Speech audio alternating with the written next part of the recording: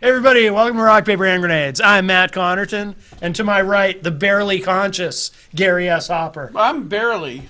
Yes. And the fully conscious Glenn R. Willett is here too. I thought that was Jim Lawrence. The people's mayor. We had Did Jim he Lawrence. shapeshift? Wow. Shapelift. I thought you were not Jim Shapelift? Lawrence. No, I'm not Jim Lawrence. Shapelifting, that you do that at the gym. I have yeah, enough. shapelifting. Yes. Yeah. I have enough to be just Glenn Willett. Glenn R.J. Willett. I have you, enough mister. just to be Glenn R.J. Willett. So anyway, Glenn said before the show you should be able to pull a pin, and this thing has a thing come out the top with sparkles. But I was thinking, I don't know why they don't make these hand grenades. So you pull the string and let it go, and it goes bang, bang, bang, bang, or you have 3 seconds before this self-destructs or something. Now, once you pull them, you can't You know put them what I back mean? in, can you? I do know what you mean. I'm glad they don't make them that way. That would be really cool. But once you pull them, you can't reset it, can you? Yeah, No. we'd only be able to do it once. No, from what I understand, because I've watched a lot of movies, so therefore I know everything. You pull this, and as soon as you release this, the spring pops that out, and then the fuse Within is seconds, it just- you got I don't know how many seconds before that goes bang, and all those little pieces of metal fly I harmlessly. think our guest is here. Uh-oh. Glenn, it was really nice having you this evening. It was nice Is there having anything you. else you'd like to cover before we... I was filling in for your guest, and I'm glad that he's here. I got to go back and edit. All Merry right, brother. Christmas. We'll see you, Glenn. Bye, Glenn. Hey, your iced tea. How you doing? Glenn, your iced tea. Here you go. Yeah, I need that. He always forgets his ice. He always forgets his iced tea. Glenn's like one of those professional seat fillers, like they use at awards shows, so you never see empty seats if somebody gets up to go to the Do bathroom. you actually have those? Yeah, they do, yeah. Oh, I didn't know that. Yeah. That's Glenn's a feet filler. Sir Jim of Lawrence. Hello, Jim. Welcome. Hello, thanks for having me again. Yes. What's happening? Well, rumor has it that we had an election. No. No, because if we had an election... See, I think you're wrong. If we had an election, I remember distinctly Hillary Clinton and the news media, CNN, everybody else said that if there's an election, it is reprehensible, if not almost unconstitutional, and would destroy the very fabric of this democracy if you question that election. Now, I have heard nothing but questioning that election from those same sources since, so therefore, I don't think there was an election. Funny how that works out. No, there definitely was an election. Is that a good argument? Well, It's got holes, I get it. Yeah. I get it. There definitely was an election, but you are correct. There has been a lot of complaining, so to speak, from the losing party, particularly from the presidential You election. couldn't get Jill Stein to have you get a recount or something? No, I support democracy, and I think that's probably a big difference that you could see in this election between the way that certain parties behaved versus others. I know it's like Kelly Ayotte was very close, and yet she didn't even call for a recount. So I don't think there's anything undemocratic, though, about saying, okay, well, there are rules under which we can call for a recount. Right. And the electoral college system, it's not always as convenient as maybe people would like it to be. But I don't think there's anything wrong with. I don't think that there's anything wrong with the people who lost saying, well, we need to look at this, and they're working within the system to do this. It's not like they're. yes and no. First of all, you had Jill Stein was the one who was asking for a recount, Right. who got 1%, if that, of the vote. Right. A recount, no matter how, unless you use new math, was not going to end with her gaining any enough votes for Right. her to become the nominee Right. in any given state.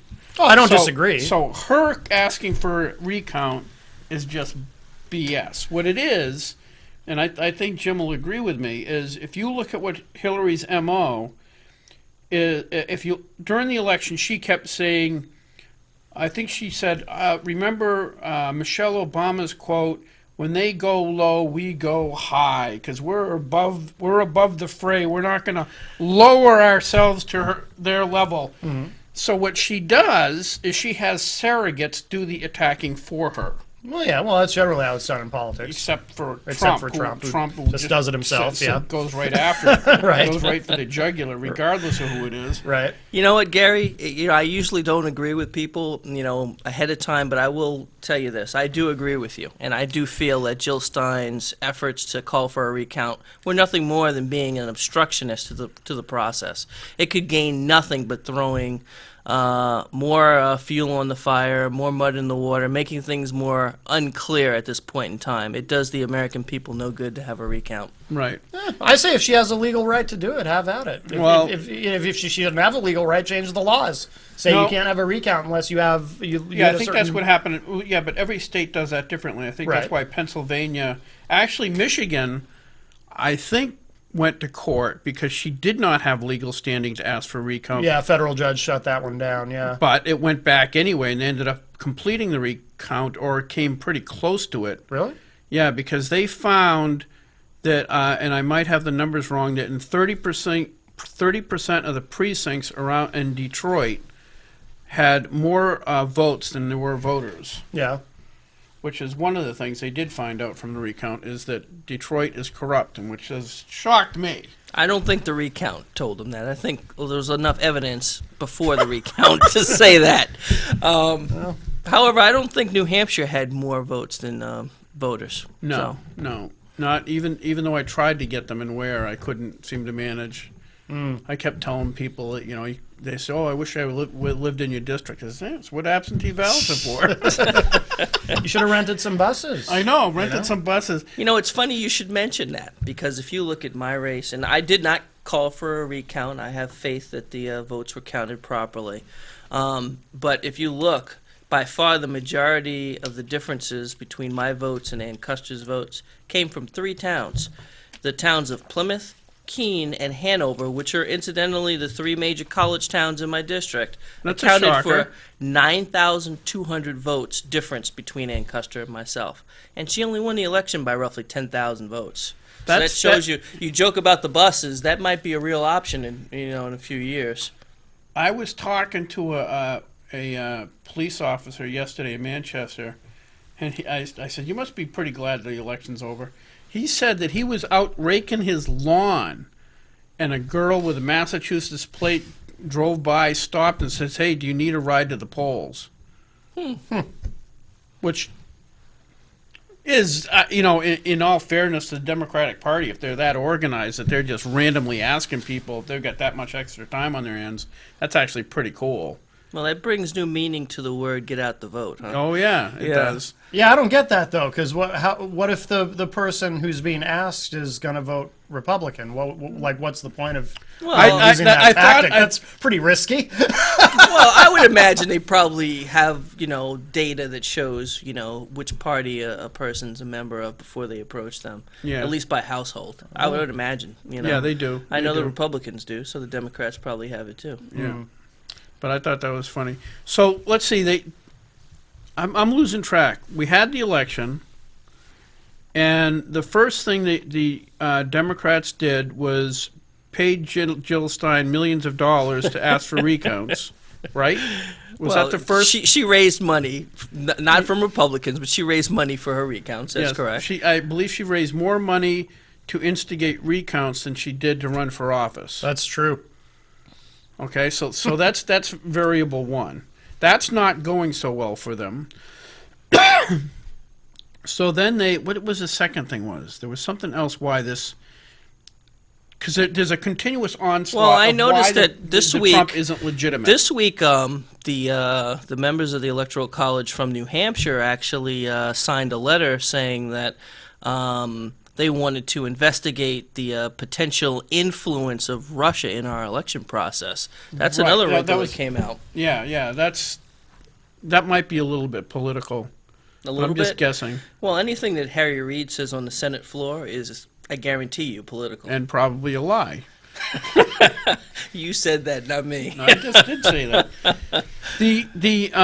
Well, that's kind of one of the things that has been bothering me is the news media keeps reaffirming. First of all, they said that both the Republican National Committee and the Democrats were hacked. The former is not true. I think it was Lance Priebus. What's his first Reince name? Priebus. Reince Priebus went on air and said, "No, the FBI. We had the FBI come in and double check, and we were never hacked." I don't remember ever hearing that the Republican party Yeah, that was hacked. one of their party. That was one of the CNN or MSNBC said the other day. And so then you have this narrative that the Russians hacked Podesta and the DNC, and they're responsible, and they did it deliberately to get Trump elected. That's the narrative. You know, I wish somebody would actually, separate the wheat from the chaff in this particular It instance. is getting pretty Because tough. here's the reality, okay? Let's say that the Russians did, in fact, hack Podesta's emails. The fact is that what was in Podesta's emails was true. Nobody wants to address the issue that they, even if whoever hacked them, the information that they discovered was true. And it was damning. I mean, the Democrats want to keep complaining about, well, we got hacked. But the problem is that the information that was sent out was correct. I It don't was know what that accurate and sound true. is. Is that a phone call for us? No, I don't know what. I've never heard that sound before here. I don't know what that is. But Maybe that's us getting hacked right now. by Maybe. somebody. I think the show's being hacked. we're being hacked. That's why I have mixed feelings about the Russian hacking, because on the one hand, I'm very Wait. You're presuming they did do it. right. Well, I know the CIA is saying that they did. Yes, the CIA is also the ones who said that the attack on the embassy in Benghazi was spontaneous. Well, yeah, they don't get everything right, but here's the thing. Well, but that doesn't mean they get everything wrong automatically. Odds are they'll get something right. Didn't they finally get rid of Fidel Castro? They did. That's true. They finally figured out how to poison him. Yeah. No, but with They the, just let him expire. I think that's what happened. presuming that it's true that there was a Russian hack, on the one hand, obviously the Russians hacking anybody in the United States is a big deal, and that's very bad. Yeah, but they've already done it a bunch of times. I'm sure they have, but where my own inner conflict comes in is, so I think that's very bad and very scary. At the same time, though, I'm a transparency guy. I want everyone in government to get hacked. I love that the DNC got hacked and all this stuff came out, and I love WikiLeaks. I love all of that. I want transparency. Let's expose all of these people for who they really are and what they really do. So that's where the conflict is. On the one hand, Russia hacking us, that's not good. But I do like all the exposure. Yeah, no, I agree that, I forget what the reporter's name is. He says, let's get this straight. People are really upset now because we know what was actually going on. Yeah, they So exposed the people- truth. They exposed the truth. So the truth now is the biggest enemy to democracy. Well, at least to the DNC. I mean, To the the DNC. Republicans aren't complaining about the hacks. No. Why would we? Right.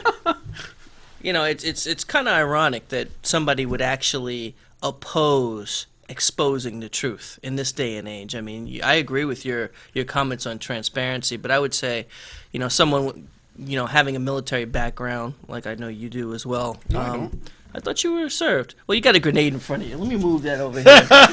Not safe. But Gary's a bit of a poser with the grenade. Yeah. Well, no. In all fairness, But there's an exception to that. You don't. You can say that you want people to hack our government to create transparency, but when it comes to national defense and Well, yeah, national security, that's the interests, part of me that's like, yeah, you okay, need that's to- actually really bad. really bad. There definitely needs to be protections put in place to prevent hacks into some of our more sensitive information. Yes. Well, that's actually, you bring up that point because, Obama and McCain and a bunch of the other people are all upset about this theoretical Russian hacks. Now, keep in mind that the FBI says, no, we don't think it was. And today, and I don't know how true it is, because like we were talking about before the show, it is so difficult, or you just said, trying to discern between the chaff and what else is it? Chaff? The wheat and chaff. You're not a farmer either, I take it. Huh? You're not a farmer either, I take it. What? Farmer? No. I was not even. Did not do that either. Not legally.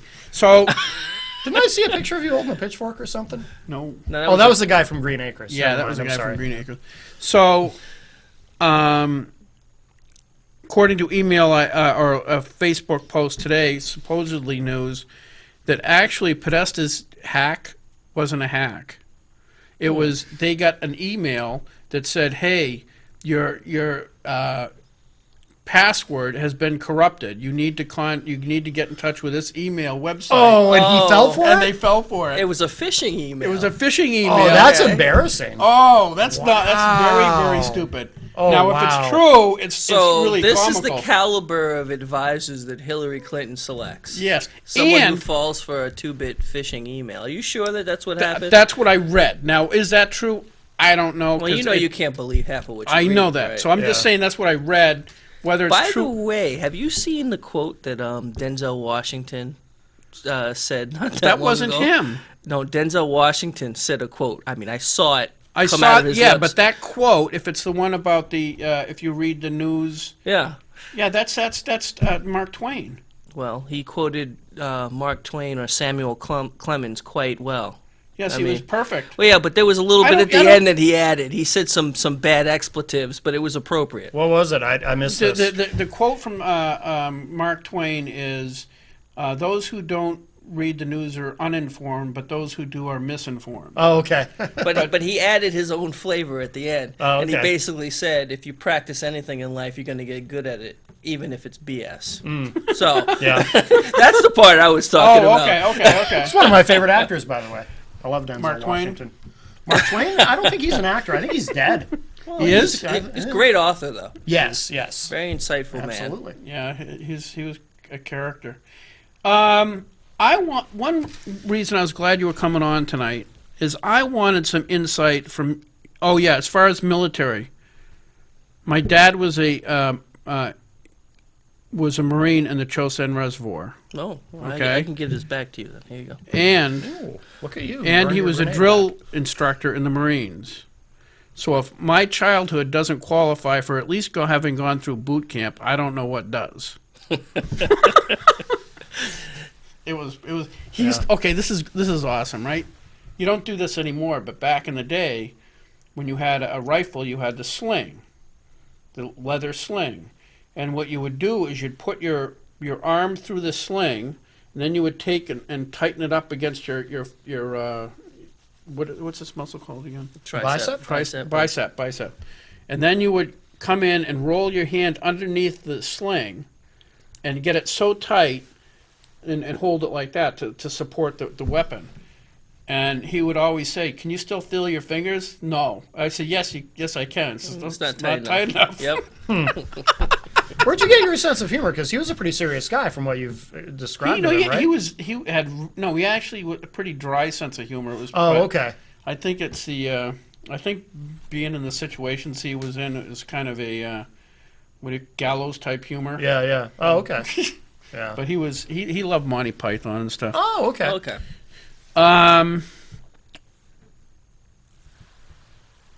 I am very conflicted. The this whole talk about Russian hacking the email. First of all, people should understand that the Russians are trying to hack our internet all the time. Oh, yeah. I don't care what department in the United States it is. They are trying to. The Chinese are doing it. The Indians are doing it. And the we English do are it. doing it. We do it constantly. Yeah. Remember, it was North Korea that had theoretically hacked something, and we shut them down for like a few days or some. There was some tit for tat going on there. But this is a constant thing that's going on. This isn't like a revolution, and it isn't as if the United States hasn't. That Obama didn't directly try to interfere with other people's elections. So let's. Oh, yeah. We have a history of that in the We have a United history States, of that. He Long went history tried of to it. involve himself in Brexit. He went over and actually spent taxpayer money trying to make sure that Netanyahu didn't get and Netanyahu didn't get back in. So this is a constant thing going on. But then you have, and one reason I was glad Hillary didn't get in. You have McCain, Hillary Clinton, and a bunch of Republicans and some Democrats, which should go against the grain for them, claiming that there's got to be retaliation against Russia for what they're doing. And Hillary Clinton, if you remember during the debate, said, well, we got to impose a no-fly zone over Syria, Right. which is, That's a potential flashpoint for World War III. Yeah. and I don't know why they seem to be so profoundly motivated to try to start something with Putin. Do you have any, or am I in the dark on this, or are they just warmongering? Well, this is a very complex scenario here, and you know, this is no surprise to you. Even while I was running for Congress, I was very vocal about my concerns about how we should deal with Putin and how I viewed him personally and Russia as a threat to the national interests of the United States. Yeah. You have to respect the power that Putin has. But I'm going to say something else. You know, you've got people saying that they wanted to do stuff to stop Putin, but the Obama administration, including when Hillary Clinton was Secretary of State, didn't do a whole lot to keep him in check. I mean, he basically did whatever he wanted to. Yeah. I mean, whether it was the Ukraine, what we saw happen in Syria, which was ridiculous. I mean, his representative shows up at our embassy in Baghdad an hour before he goes into Syria and says, hey, we're going in, just letting you know. I mean, this stuff typically would have been viewed as provocative, would have been unacceptable to previous administrations. And we've seen Putin time and time again ratcheting up the pressure, putting missiles on the border against Poland. I mean, he's done a lot of things to make the world a less safe place. He did some of this during George W. Bush as well, like going into Georgia, for example. I mean, Putin's always been... Yeah, he's always It's not been a just on rabble rouser. Obama's watch. But that incident wasn't as bold as a lot of the steps he took with Obama. I mean, think the one that we're maybe neglecting is the bigger one, and that is making inroads into Turkey. We still have, I think last time we were on, I talked about that. Mm-hmm. We still have, theoretically, 50 nuclear weapons in Turkey right now on a military base surrounded by what could be radical Muslims in a Muslim country with a guy who's affiliated with the Muslim Brotherhood. And now he's starting to make motions towards Putin to maybe get into bed with him instead of us. well, I wouldn't be so concerned about that too much. I mean, he did shoot down one of the Russian fighters. That was recently. a couple of years ago, right? Yeah. It was last year. Yeah. You know, you're right. There are a lot of concerns in a lot of areas in that region, particularly opposed to as it applies to radical Islam. I mean, there's a lot of threats there. The Turkey situation, they are still a NATO ally, technically. We still have, good relations with Turkey. So I'm not necessarily that concerned with Turkey being the threat. I'm very concerned about what Putin might do. I'm very concerned about the implications of what happened in Syria here recently with him propping up Assad. There are some long-term, far-reaching hotspots that are being created by this, and that's not even getting into the issue in Iran, Right. which is certainly going to be a flashpoint in the next administration. I was just going to say, though, the way Trump talks about this, it sounds to me like he has no particular appetite for intervention and getting more involved in these conflicts. So are you then concerned, is Trump going to pull back? I mean, and Trump seems to want to have a good relationship with Putin. Not that that's a bad thing in and of itself, because none of us wants a nuclear exchange, certainly. But if Trump is going to continue to pull back, which is what his rhetoric suggests, does that then embolden Putin even further in the long term? I think that would embolden Putin in the future, but I'm not so certain that Trump is going to necessarily allow things to go any which way they want to go in the world and not get involved. Because Trump even questioned NATO. If NATO is but perhaps he's reversed. obsolete. He's reversed his circumstance. He's reversed his position on that because what he was objecting to was people paying their fair share in Right. NATO. Yeah, and right. he's come back later on and saying, yes, we're going to support NATO. We're still going to put pressure on countries to pay their fair share, but we're going to support NATO and we're going to defend our NATO treaty allies. But getting back to the other issue about intervention, you look at the people that he's picking potentially for his cabinet. I mean, I'm starting to hear, some names come out. I mean, Mad Dog Mattis is the Secretary of Defense.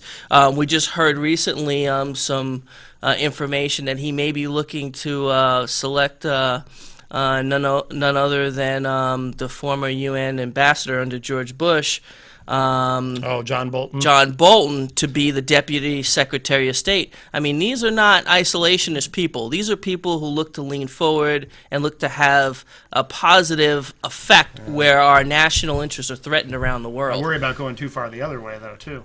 Being too hawkish. And you've expressed some concern about that as well. Well, I was concerned about Hillary because Hillary speaks so effectively out both sides of her mouth. On one hand, she wants to get tough on Putin to pretend she's tougher. She's like that. And then she gives him the greatest gravy uranium deal of the century, which That's is just Secretary it. of State. She's saying he's the biggest threat, and Putin really wanted Trump to win, and that's what this is all about. Yet she basically sold him access to 20% of the United States uranium. Yep. So it's not like she doesn't make deals with him on the side. It's Deals just that are bad for the Americans. Bad for America. national Oh, yeah, interest. it I is. mean, I can't imagine, growing up. I could not picture a day when the United States would give 20% of our uranium to Russia. And the fact that Hillary Clinton did it and made no bones about it, to me, disqualifies her as having any kind of strategic input in terms of protecting our interests. I honestly don't understand why that didn't disqualify her from president. I don't understand why that isn't something she goes to jail for. Oh, the Clintons are Teflon. Nothing sticks to them. It's incredible. It really is. The voters didn't stick to her either. That's true. I see what you did there. Well played, sir. Thank you, buddy. You guys do this all the time. You've been on the show before. You know that. I haven't seen that exchange before. Oh, sorry. Oh, yeah. That was a good one. He did get a little excited there. Yeah, Yeah. that's all right. Yeah. Yeah, this whole Middle East thing is just, it's on one hand, if they could actually start working with Putin instead of against him, I think it would be a great thing. I am hoping putting Mad Dog and other people like that into place. These are what I hope and expect from the Trump administration is that we're not going to have troops all over the planet all the time. Right. But if there are troops somewhere, they go in, kick butt, and get out. And that's it. We don't go in there to build nations or do this. Right. If our interests are in jeopardy or if Americans are in jeopardy, we go in there, kick butt, leave. Yeah, I would never be an advocate of what you're describing are police actions, using our military for police actions around the world. I don't think that is a proper use of the United States military. I'm hoping that Donald Trump will follow through with that part of his campaign promise and not do that. But I do want to say this. The current administration, Obama's administration, he cut a lot of the modernization. He cut a lot of the training funding for the military. He cut a lot of support funding for the military. But he used the military for a lot of these police actions around the world, probably more than any president I can remember in recent history, without properly funding them. That is really going to leave the military that Donald Trump is going to inherit as president of the United States limping along with readiness numbers that are not going to be what they should be. Their modernization is going to be slipping. Their training. There needs to be an overhaul for the entire Department of Defense before we really can say that we've got a military that's ready to fight on day one. Right. Yeah, I noticed that Obama seemed to be able to be. It was really weird because within 6 months of his administration, he had already received, I think it was 6 months, received the Nobel Peace Prize. Right? Mm-hmm. And then he went on, I think it was before that, he went on his apology tour around and told everybody in the world how sorry he was for America. I disagree on that Yeah. part, but can I get a T-shirt from that tour? Are those available? Yeah, you can get it. Oh, Probably okay. get you one. Oh, okay. Do you know where the first country he went to apologize was? Because I don't remember. One of them was Egypt. I remember reading part of his speech in Egypt. And to his credit, and I think against Republicans, there was a quote he made at that speech in Egypt that said something that if and I'm sure I have this not quite right, but the effect will be the same. If it comes down to it, he will defend the Muslims. He said that in Egypt. But I looked at it in context, and in context, he was talking about after 9/11, if Muslims are persecuted in the United States for being Muslim, Right. he would defend them. And that's what he meant. But Republicans took, a part of that statement and just isolated it and basically said that Took he was it out of not context. non-Christian and all this other So garbage. does that get back to Mark Twain and Denzel Washington's statement Yeah, pretty about much. newspapers? Exactly. Yeah, that's the hard part. If you're trying to read the news today, you can look at the news, then you have to go back to find out where they got it from and actually listen to the stuff in context, because everything's taken out of context. Well, that's why I always say, Jim, and Gary's heard me say this a million times, I think politically we live in a post-truth, post-fact world where... Like that one there. Right. You just said 1,000,000 times. There's no way he's told me that 1,000,000 times. That's true, but I believe it, I so mean- I accept it as fact.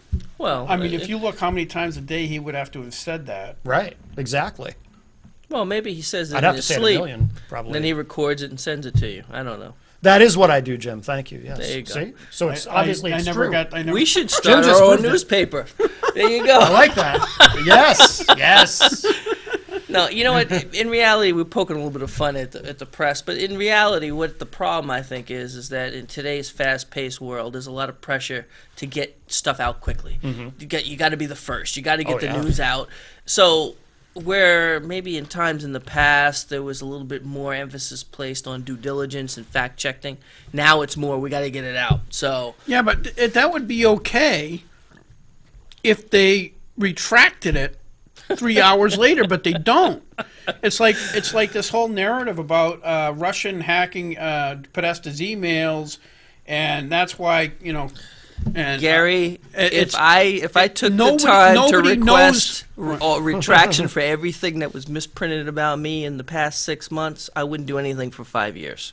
It's just not going to happen. right. That's just the reality. Yeah, you get nailed pretty good. What did they do? Do you remember the specifics? The ones that really kind of got? Did any of them get under your skin, or you just kind of let them shut off? Yeah, this is a chance to address. I kind of let it roll off my back, to be honest with you, because I was very focused on running a race based on the issues, and I'm very proud of the fact that I stuck to that.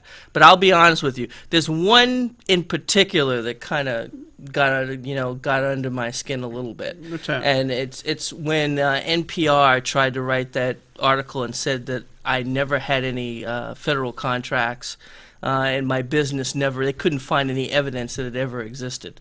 And I said I ran it from 2003 to 2013, and we did millions of dollars worth of business with the federal government. And I gave them the information that they needed to actually go and research that, and they still printed it anyway. Wow. And the fact that they held the story just a couple of weeks before Election Day, to me, just smells. Wait. So you're saying that National Propaganda Radio was engaging in propaganda? I didn't call them that. I I was paraphrasing. Yes. So I mean, that one was a little interesting. I've always been one to say that, hey, you can always slant a story one way or the other, and everyone, you could write about factual information and actually lean one way or the other. But when they come out with something like that, it's just so blatantly false. You have to ask yourself, were you even really trying to write an accurate Right. story here? Well, in politics too, I mean, I get the impression that when you're campaigning and something like that happens to you, you've also got to kind of make that judgment. Do I address it, or if I do address it, is that a risk of drawing more attention to it and sort of legitimizing it in a way that I don't want to do? And it sounds like you had to confront some of that. Well, I didn't confront them directly. What I did was when the union leader asked me the question again, Yeah. I gave them the evidence to disprove what they were saying. Yeah. And they did print an article that basically said that. Good. And if you go to my website, you'll notice that there's a testimonial from one of my early customers too. Oh. Yeah. So the information was put out there, but the problem is that the damage was already done. The information was out there, and everybody's already saying, "Oh, well, what about this?" Yep. Right. I said, right, "Well, it's not true." right. Yeah. Yeah, I think that's kind of one of the things that offends me about National Propaganda Radio is that they Where give did you get that name? That's good. Yeah, somebody told me that in the 80s, and I've used it ever since. Oh, this is so funny. My son, growing up, every time I talked about him, it was always National Propaganda Radio. Because once that person told me that, I had started, but I started looking more and more as time went on when they would cover a story. And especially because you and I are involved in politics, oftentimes we're there. We know what happened, Right. and then we know what they said, and those aren't consistent. But anyway, so my son growing up, always heard me call it National Propaganda Radio because I know they have an agenda. It's very liberal. They're pro-gay marriage, you remember Fresh Air? Yeah, with Terry Gross. Terry Gross, every day, fresh air. It was like newspeak because Fresh Air, if you listen to it all the way through the 90s, every third book was about a gay person in a positive light. Fresh air. Fresh air. They have an anti-Second Amendment, pro-gay rights, anti-abortion agenda, period. Oh, global warming agenda. And anything that detracts from that, You're saying I wasn't their candidate of choice? you are not. You sure? I am positive. Okay. I am absolutely positive that they did not want you in there. They want their liberal commie scum. Well, I'll have to say. Not that I'm saying she's a commie Right, scum. right. I'll have to say, putting the reporting aside, I did very much enjoy my interview with Laura Kanoy. I thought she did an excellent, very, very unbiased job in her interview. Oh, with she me. did? So she Of the did. She did. exchange. Yeah. Okay. She did a that's very good. excellent job with her interview. So So who maybe was the- she'll be the only one I talk to at NPR from here on Well, out. she's local, right? The exchange, that's the local NHPR, correct? Yes. Yeah. Yeah, anyway, so I always called it National Propaganda Radio ever since my buddy told me that. And so my son is in like high school, and somebody mentioned NPR. He goes, "Oh, National Propaganda Radio." He had no idea that wasn't its actual real name. That's funny. Wow. Oh, yeah. Another one for Gary. That was awesome. Wow. When he told me that, I was so proud. Yeah. It didn't help. He was pretty mad. He was pretty mad. Was Kind of he? embarrassed that he didn't Yeah. have any idea. Oh, that's funny. It was wicked cool. That's all I got. Oh. That's Oh. it. Wow. We Anything have- else? we still Okay, are have a you little bit. excited about this What? next What? term? The next term coming up? I mean, you've got It's getting crazy. you got a majority of Republicans in the House, majority of Republicans in the Senate. You got a Republican governor elect. Right. But What are you guys going to do about it? You know the House. Yeah, I do. You have a Republican majority. What percentage of that Republican majority is on the same page with the other percentage of the majority? There's Well- always at least 30% of that majority that is not on the same page with the 70% of Okay, so that Republicans. being said, what are your predictions for what do you think is going to get accomplished Mayhem. this year? Something has to get accomplished. Something will get Let's see. Is it all ironed out? Is it Sean Jasper is Yeah, definitely yeah, okay? yeah. There's the Electoral College has let him in. Okay. Oh, that's the other thing. I don't remember an election ever. And I'm sure it happened, but it was so far under the waves that nobody knew about it. I don't ever remember an election where people were overtly threatening and trying to get electors to change their vote. Do you remember an election? Harry like- Truman. It goes back that far. Yeah, that's the last time I can think of where something like that actually happened. What happened then? Same kind of crap, or just Well, no, I mean, you know the story. no? I don't actually. Well, I was did rather- Harry I was Harry rather Truman unborn was yet. not Harry well neither was I, but Harry Truman was not predicted to win. You know, America went to Yeah. bed that night. They thought that Dewey was going to be the next president of the United Yeah, States. you've seen the photo with Truman Yeah. holding the newspaper. Huey- Dewey defeats Truman. That's Huey, Dewey, in the news. No, that's Close, that's but that's a little different. Huey Lewis and the News. Yeah, that's '80s band. But Okay. getting back to Harry S. Truman. Yes. You know, everybody thought that Dewey had won. Yeah, As a matter of fact, if you look, I believe that he did have some defectors in the Electoral College that helped deliver that presidency to him. So that was an example where the process, even though an elector was supposedly going to elect Dewey, I think that they voted for Truman. So that could happen. So Truman actually didn't win the election? Well, he did win the election because the only election that matters is the Electoral College. Right.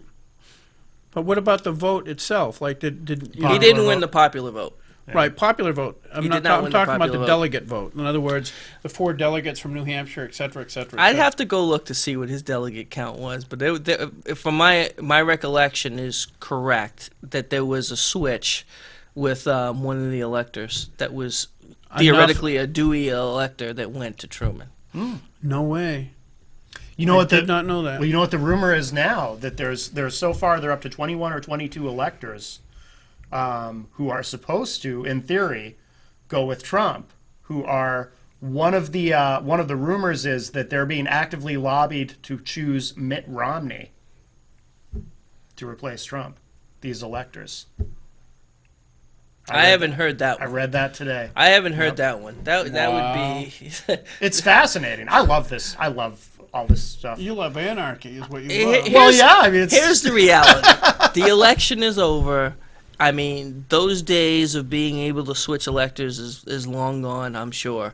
I don't think that there's any chance that anyone other than Donald Trump will be sworn in as president of the United States in January. Oh, I You can agree take with you that- there. Yeah. Take that to the bank. Yeah, this is all posturing right now. I'll tell you what I think it is, and I include the Jill Stein attempt, because obviously Jill Stein didn't do it to try to find out if there was any improprieties in the vote, or she would have done it in states where Hillary narrowly won. Okay, so that was never her agenda. I think she got paid off to do something to help stir the pot, and I don't think it was a sincere attempt to try to flip the vote. I think what it was, and I think this whole Russian garbage and the attacking the electors themselves is all about their Hail Marys with the outside chance that they might win or take root. But they know they're Hail Marys, all of these attempts. Oh, yeah. But collectively, they're to delegitimize Trump, so when he does get into office, he won't have a quote-unquote mandate, and anything he does from there on in, the narrative will be, well, remember the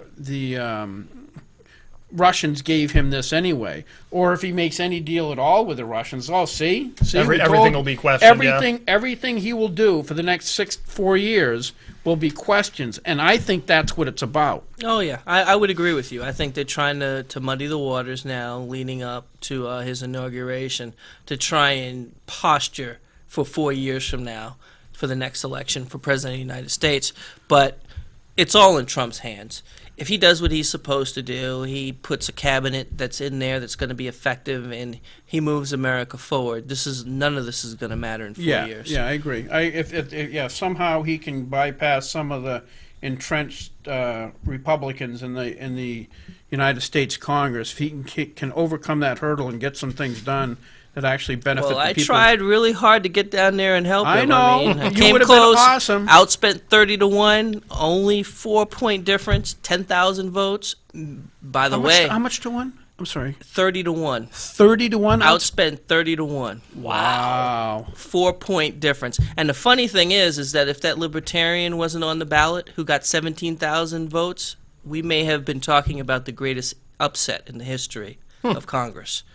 I heard that is actually really cool. I shouldn't detract from that. I heard I was talking to the other day, I forget, it was very, very, it was Greg Saltz when he was on. Yeah. He was saying he actually went and looked at the libertarian, because he's upset with libertarians, because he said if you look around the country, Trump would have won quite a few more states if the libertarians weren't in there, just muddying the water. Well, yeah, I mean, And it was like Kelly Ayotte. libertarians typically do not take votes from Democrats; they take them from Republicans.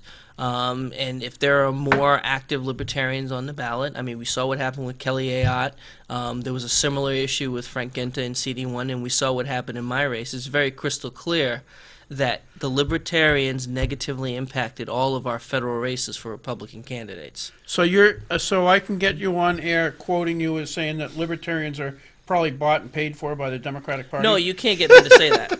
You can't get me to By say the way, that. Jim, I'm an independent. And I didn't vote for either Trump or Hillary. Gary's trying to do He's trying to do a switcheroo here, a bait and switch. trying to start some trouble. No. I think. You know what? The funny thing is I think that I truly did represent what people would call a big tent Republican candidate. I did have strength in the mainstream Republican Party, the Libertarians, because of my background and my history and my policies and my views on the issues. But I just think, unfortunately, the inertia took a life of its own, and once that name was on the ballot, that was it. Yeah, well, I don't know. I think the fact that see, that's your problem. I'm gonna be honest with him. Yeah. We'll You see gotta- if I accept it or not. You got to learn how to be on the take, Jim, because if Yeah. No, you're right. Gary's very practical and pragmatic about I'm glad these that you're things. practical. You're right. I'm not on the take. I'm very proud of that. if you were on the take, all that money would have flowed into Washington. You would have been able to outspend her 2-1. Would have been easy. I don't need to outspend her. 30-1 with a libertarian spoiler on the ballot, bit much for me. But she can outspend me 20-1 next time. I guarantee you she'll be going home. Do I have to call? I held one of your signs, by the way, and where? Thank you for that, I by did the that. way. That's a picture. Thank I you. got proof. So Thank you. you'll accept that much help from him, Right. but no advice. No, I just doing that because in case he got up there, I wanted to go up there. Are you and- kidding me? Do you know, as a freshman legislator, I sat right next to him on committee? Really? Yeah, I got a lot of advice from him. Wow. Not good advice. But it was Right. advice. But it's It was advice. advice. It's the thought That was counts. 14 years ago. Yeah. Whoa. Wow. Really? Yeah. Wow. What you said? What was going to happen? By the way, I'm very, regardless of the outcome, I am so glad you ran. I was thinking of running just because I did not see a conservative in the race. Eric Estevez is a moron. Did I say that out loud? Yes, you Said did. that out loud. And Jack Flanagan, I like him, but he's not a conservative. And so I was like, people have no choice. They're not going to have a real Republican, or not. I shouldn't say that. Jack's a nice guy. I shouldn't say that. But a conservative Republican to actually run against Custer. And I was so glad you came in. And I know you're gonna kick her butt in 2 years. No, wait a minute. Be careful. I haven't announced anything. Yeah. Well, Didn't I see a photoshopped picture online of you holding an Eric Estevez sign? no, just about everybody else on the planet except me. Oh, okay. Anyway, Why yeah, didn't you have a picture? of Eric Estevez. I actually photoshopped. What did I do? I took an Eric Estevez logo or sticker and put it on Bigfoot and said it was out in back of my house. I didn't see that. Did you really? I missed that one. Okay, things that are going on in New Hampshire. The really weird thing is your bestest friend Kim Rice is going to be on my committee on judiciary. My state rep, Kim Rice. Your state rep Kim Yeah, Rice, who is that's right. an awesome lady. I did get a chance to vote for her. I couldn't vote for you, Gary. I'm sorry. I don't live in your You town. could have if but- you were a little bit more imaginative, Jim. But anyway, we won't go there. So A little voter fraud. Is that what you're suggesting? just a little, here? just a little. Well, we don't accept that, though, do Oh, we? see, we don't. I don't. Okay. So see, that was his problem right there. Exactly. Exactly. I'm an Air Force Academy grad, okay? I have a certain standard of conduct that I have to stand up to. Jim, You took advice from me as a freshman. Take it now. You can't let pride and self-respect stand in the way of advancement. Oh, That- little very well things said, like yes, little yes. things like integrity and honesty. They're very little things when you look at the big picture.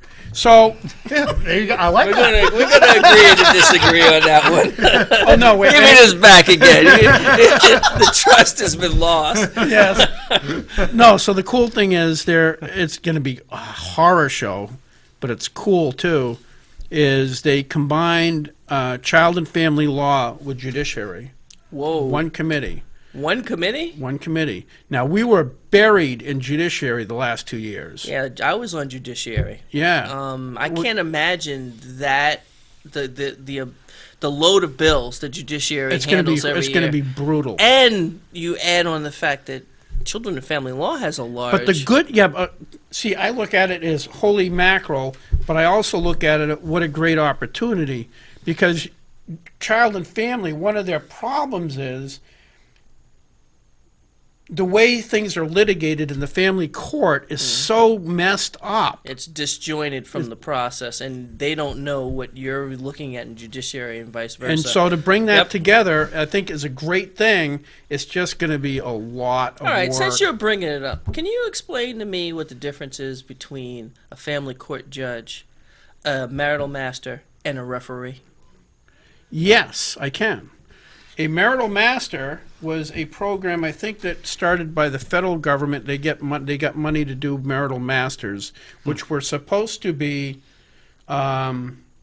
people that theoretically, and this I don't think is it. The problem is there's a lot of marital masters and/or referees in the state, and some of them do a really good job, and you never hear about them. But we have a few in the state that do a really bad job and seem to be do some pretty horrible things to the families in the state of New Hampshire, and we hear everything about them. Well, explain to But me let how me- referees one, came one came question into at a being. time. One question. So then we saw this kept happening, in particular with one marital master, and so I think Paul Mursky, I don't know which legislator did it, might have been Dan Itza, did a bill to phase out marital masters, and that we were not going to hire any more. So what did they do? They changed the name to referee, Okay. and so well, referee is not in the statute, so it's okay. Do they have to wear striped shirts? They have to wear striped shirts. That's awesome. So no, they don't. Oh. But anyway, So are there it's- any examples of phased out marital masters that became referees? yeah, Cross, marital master Cross became a referee in the Goffstown district. See, to me, that's a foul. That's a complete circumvention of the intent of the legislative authority that you guys gave the judiciary when you passed that law. Well, what happened is we have the judiciary has way too much authority over the legislature in the fact influence. I shouldn't say authority, influence over the legislature. I'll give you a really good example of that. The problem with the courts is that the only thing that oversees the court or a way to remedy something is called the Judicial Conduct Committee. It's made up primarily of judges and lawyers owe their allegiance to the judiciary because they're officers of the court. So Paul Mursky introduced a bill to have a separate Judicial Conduct Committee that was not run and owned by the judiciary, because you can't have the foxes in charge of the Hen house. the fun house. Not the fun house, the hen house. You sure it's not the fun house? Fun house sounds better. So, so that the judiciary just said no, we don't recognize that authority. So they ignored them. So I introduced legislation to have that same Mursky bill as a constitutional amendment, so they couldn't say it was unconstitutional. But that never went anywhere because, like I said, there's so much sway that the judiciary has over that legislature. It's really, really horrible. There is no oversight. If they have a judge that is out of his cotton-picking mind and they decide to support him instead of doing something about it, it's almost there is things that can be done, but the state legislature lacks the testicular fortitude to do it. Jim Lawrence, we gotta go. You're awesome. Thanks for having me. Thank you, Jim. Thanks for having me. Always a pleasure. Absolutely. Here, you can have this back. All right. You sure? Well, it is a dud, so I think you All can right. trust me. We with gotta it. go. Bye, everybody.